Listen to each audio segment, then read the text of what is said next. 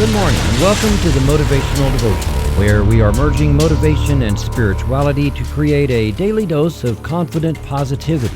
I hope that this morning's podcast will help you to be more spiritually and positively motivated so that you can transform your day. I have people comment now and then on my demeanor and how I am calm in stressful situations and always seem to help other people when those same people don't help anyone else. People ask, how do you do that? For me, it's kind of simple, and I don't think about it that way much. Let me share with you this morning some of my practice, and I would love to hear back from people about yours. Comment at the Motivational Devotional Facebook page or on the Threefold Way Radio Twitter.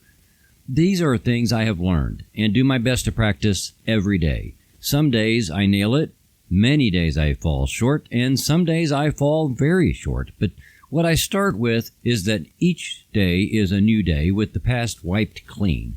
Yesterday is as gone as the daylight that went with it. Doing all of these things to the best of my availability is, I believe, what makes me a team player, no matter what sort of team I'm on. Even though each of these has try in the phrase, I hear Yoda's voice saying, "There is no try. Do or do not." That being said, we endeavor to do knowing we are human and that at times we will fall short.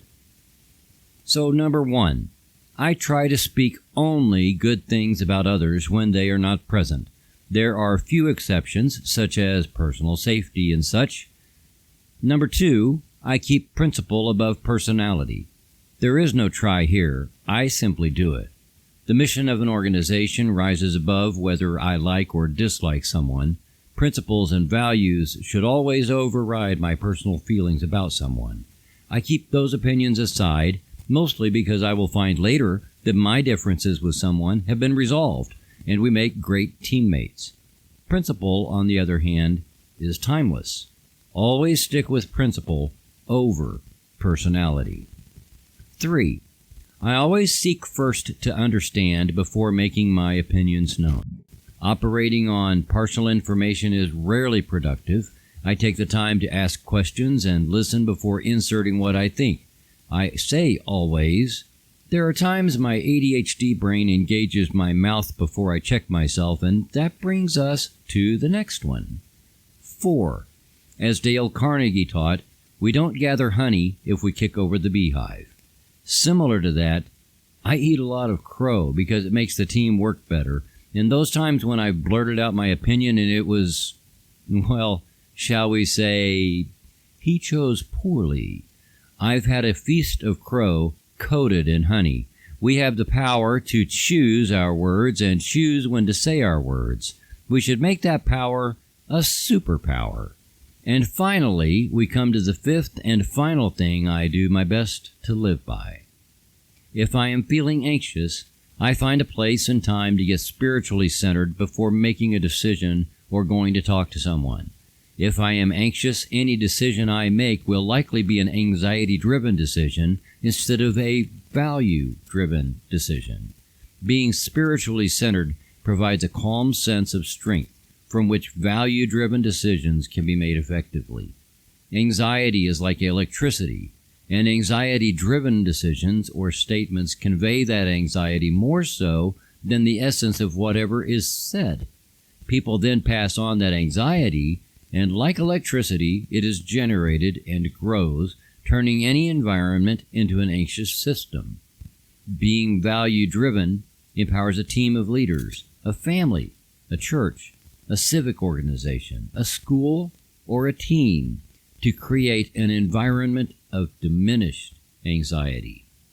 No system is anxiety-free, but it can be controlled and used as fuel for momentum. Learning to live by these things, I've learned to be a valued member of any team I've been with, and I've always learned to find the value in the other people on that team. That is huge. These 5 things are the core of how I've come to realize that all of creation truly is conspiring in my favor, and the reason I say every day to trust that the universe always has your back is because I 100% know that the universe always has mine. William Glasser said, if you want to change attitudes, start with a change in behavior. Thank you for taking the time to listen today. Please help keep this podcast going by following the Motivational Devotional Facebook page, following @Threefold Way Radio on Twitter, and sharing the written format of today's message from motivational-devotional.com on your social media. I am deeply grateful for your support, and thank you for letting Motivational Devotional be part of your journey. Peace out. See you tomorrow.